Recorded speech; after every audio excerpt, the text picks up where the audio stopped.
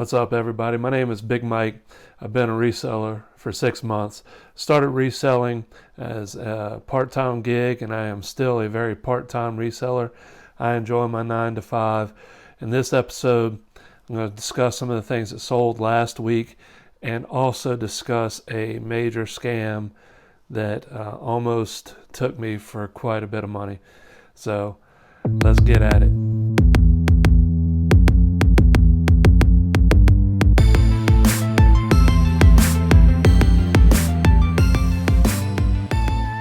So before we get started, for some of y'all that have been following me for a little while, you realize I've probably been gone for about a month. It's not because I've stopped reselling. It's because I just have not had time to do videos. Between work, circumstances, and there'll still be a couple of weeks here where I will probably be a little iffy. But I've also tried to increase my workload as far as selling. I'm listing anywhere between 20 to 30 listings per day now, and so my workload has significantly increased. So I do apologize for not having been here.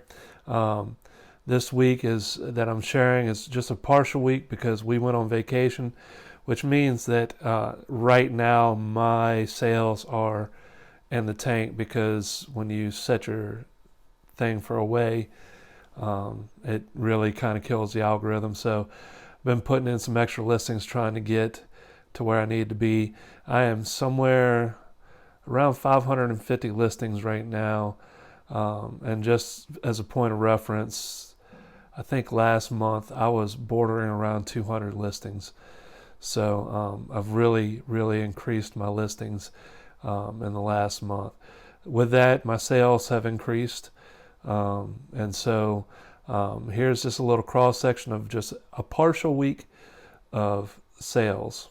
But before we get into that, I want to discuss this scam. So those of you who are just interested in whatever the scam may be can understand what took place. I had somebody make an offer on a really expensive electronic.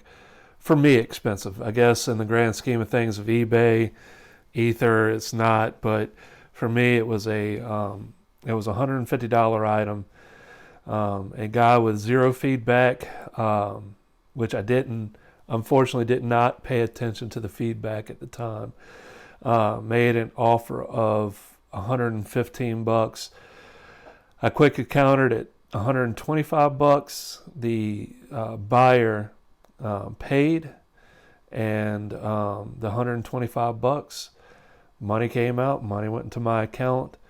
All this to say is there's a very small potential, this potential buyer was not a scammer, but I'm like 99.9% certain that the person was a scammer. Packed the electronic really well, shipped it, tracking showed that it showed up at the person's door. Within 4 hours of it showing up at the person's door, I received a message on eBay saying something to the effect of, the order shows that it has been delivered. It is not here. Please confirm and refund my money. Now, been doing this for a little while.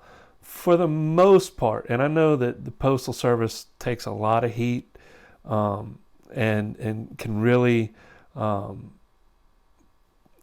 look, I've watched my packages dance around the country a few times, and sometimes they've been really late, but I think I've only had one actual package that didn't arrive at its location. It arrived at a town over. Never once have I had one that just showed that it was there and the guy said it wasn't there. He may have been a victim of a porch pirate. I just have a feeling that the ones that I've dealt with, that the package was late getting there or it went into the next town over, most of the time the messages that they send me are, hey, I don't know what to do. This has happened. And I'm always more than willing to work with a person. But this one just sent up a red flag. I'm like, here's zero feedback. With it being an expensive electronic, I felt like I needed to take some different recourse. So I sent a message and I worded it very politely to the effect of, hey, I've done everything that I could as far as my end of being an eBay reseller. Essentially stated that the tracking shows that it was left on your front porch. If you wouldn't mind trying these remedies first. Check with your postal carrier. Check with the person that made the delivery. See if he remembers delivering the package. Go check with the postal service and see if maybe they can track the package down. Within about an hour, I received a message back. It said, "It looks like you're washing your hands of this. I'm going to take my complaint to eBay." I didn't respond. At this point, I know that there are certain protections in place for an eBay seller. And if you're not familiar with this, eBay, to a certain extent, for the most part, will side with a seller if the tracking shows that the item arrived at its location. You just have to prove and you have to upload your tracking. Within a few days, I wasn't expecting the complaint to go to eBay, but the complaint did go to eBay. I called eBay. First of all, I responded to the complaint. I basically sent the exact same form letter that I sent to the person before, because the guy basically said, "I don't trust the Postal Service. I don't feel like dealing with them," and all this. Well, as a seller, I'm out. My opinion is I'm going to be out $125. The least you could do is check with the Postal Service. So I did send the form letter again, and I also uploaded the tracking information. They give you that option to do that as well. I did not send a refund. On top of that, I decided to call eBay just to get their assurance, and I spoke to a gentleman that was very calming and reassuring, because I'm going to tell you, my anxiety goes through the roof when it comes to dealing with buyers, and so my anxiety was up there, and the guy on the other line with eBay was very reassuring, stayed on the phone with me, and he did reassure me that for the most part, eBay will side with the seller as long as the tracking shows that the item arrived. And so I left it at that. Within a couple of days, the buyer closed the dispute. I wasn't out any money. I don't know what eBay did on their end as far as it's concerned. But I will tell you, in doing a little bit of research, because I went and talked to the post office, I'm always in and out of the post office, and I asked them about tracking packages, and they said, the lady told me that, and this is something I didn't know before, when they scan a package at somebody's door, it is GPS tracked. And so if this gentleman was really serious, he could have gone to the post office. It's GPS tracked. It would have shown exactly where that package was left. But the fact is, the gentleman did not want to do that particular recourse of action. I'm sorry, there are small items that sometimes I will cough up the money just to keep a customer happy. $125, it's not going to happen. So with all that to say, be very careful on how you handle those types of buyers. Do not show your hand. Do not call them a scammer. Once again, you can't ever be 100% sure that they're a scammer. And eBay would probably frown on you if you put any kind of that phraseology in a message to a person doing that. And like I said, for the most part, the people that I deal with on eBay are legitimate, good people, just trying to find a good deal on a used item. My suspicion here was this was a person that wanted a really good used item for free. So with that said, let's get on to some of the things that I sold. All right, here I have a Duck Commander t-shirt. This was part of a $25 fill a garbage bag deal at the local thrift store. Sold for $7.99. I believe they used a 20% off coupon. I ran a 20% off sale here recently. So that was about, I paid less than $1 on it, so I got a little money back on it. This was part of a yard sale through a church. This is one that I scored really big on, at least for my circumstances. On this particular sale is when I bought a Scully Westerner shirt. Ended up selling for $70. Also sold a pair of headphones that I bought for $5. It sold for $115. A really good sale. Through this sale, they had a bunch of CDs that were like backing tracks and stuff like that. Stuff that I realized that sometimes people that sing in churches are looking for. And I got them to come to a price of 25 cents a piece on these because I knew that these would be a long tail item. So this one I listed at $5.99. They use a 20% off coupon on that as well. But once again, at 25 cents, pretty decent little turnaround. This was part of that RC car battery buyout that I did. $10 for a big box. Probably about $600-700 in the profit on this thing. I'm only going to show this one here. This was part of that church sale. This was a DVD system with like music that shows like the words and video on screen. I believe I had 10 of these, and I was a little wary of listing them because there was nothing on eBay regarding these. But I said, maybe with these dated songs, maybe somebody will come along. And within a week, I sold all 10 to the same person. They took the 20% off coupon on it, but I'm just as happy because I think I would have sat on them for a long time. Customer was really happy. I didn't mind hooking them up with a bunch of them, and so I think I ended up making around $50 on the sale overall. Another backing track from, I believe, the same sale. There was also a yard sale that had a bunch of these, just like a local yard sale. Had a bunch of these, plus a lot of rock and R&B CDs that I picked up for 25 cents a piece. This may have come from that sale as well. So this one sold at $4.99. Another VHS I picked up for 50 cents. I've been sitting on this one for a while. Somebody offered $3.50. I took it. This was also part of that church yard sale. Paid 25 cents. Somebody paid $9.99 for it. Very happy with that sale. This was part of another CD sale, Monster Magnet. I was listening to a lot of heavy rock. I'd never heard of Monster Magnet before, but I paid about 40 cents per CD in this particular sale. They had a lot of good ones, including a lot of Megadeth and stuff like that. So $4.10 on the sale. Was happy with that. This shirt, I believe I picked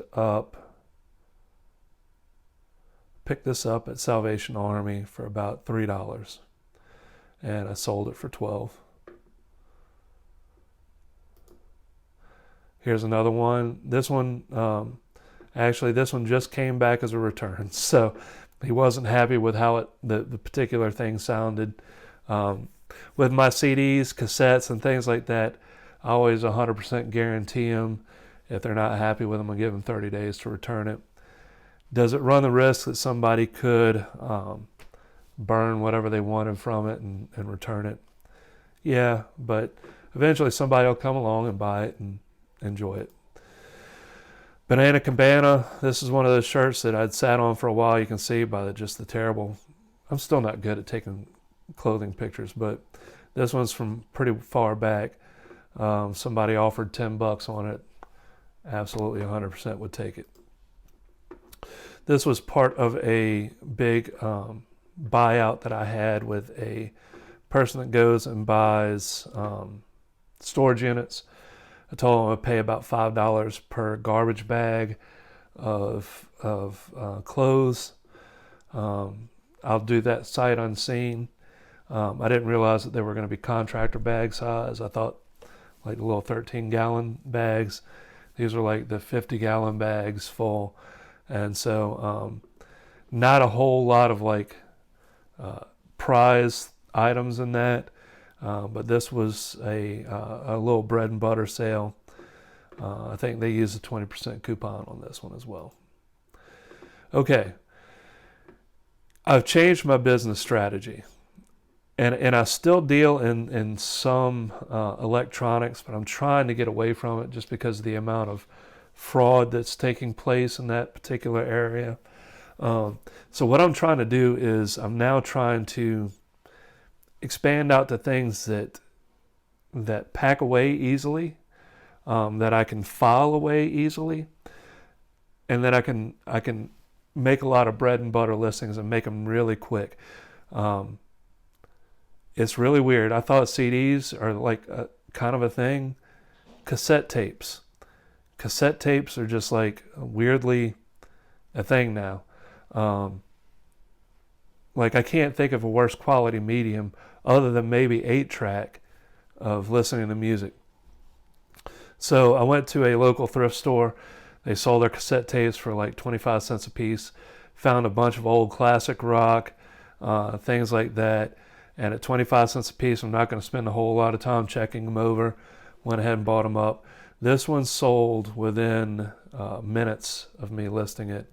And obviously it's the best-selling album of all time, Michael Jackson's Thriller.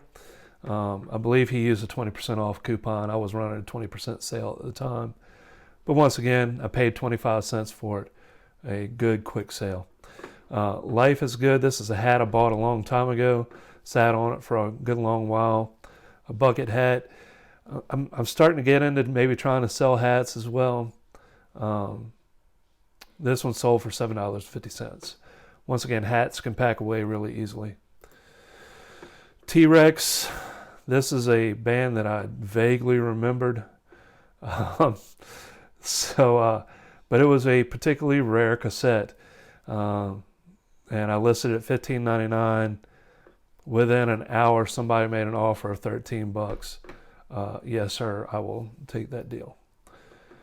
These are some really ugly Savain men's denim cargo shorts.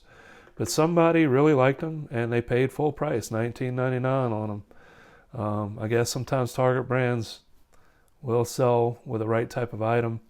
Maybe I just got lucky. I've started changing my business strategy on clothing as well. Starting to focus more on clothing. Got a new filing system. You can kind of see my shelves back here in the back. Kind of just went cheap and built my own a little bit. But doing a good catalog system for that as well. So I'm kind of changing my strategies around a little bit. This was a return initially. Sold a while back. I think I sold it for $10. The lady didn't like it. It was a little too light for her. This one just sold again for $14. And this was another cassette.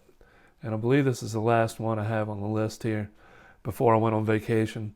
So it's Led Zeppelin 2. Once again, paid 25 cents. Sold for $6.99. So all that to say, it was a short week of sales. I'm on an even shorter week of sales this week. I'm not expecting huge numbers, but I am trying to increase my listings and get a little bit better with all that stuff. So this is a little cross-section of how my week went, and we had a great vacation. I will try to upload as soon as I can in the future. Love you guys very much, and laissez le bon temps rouler.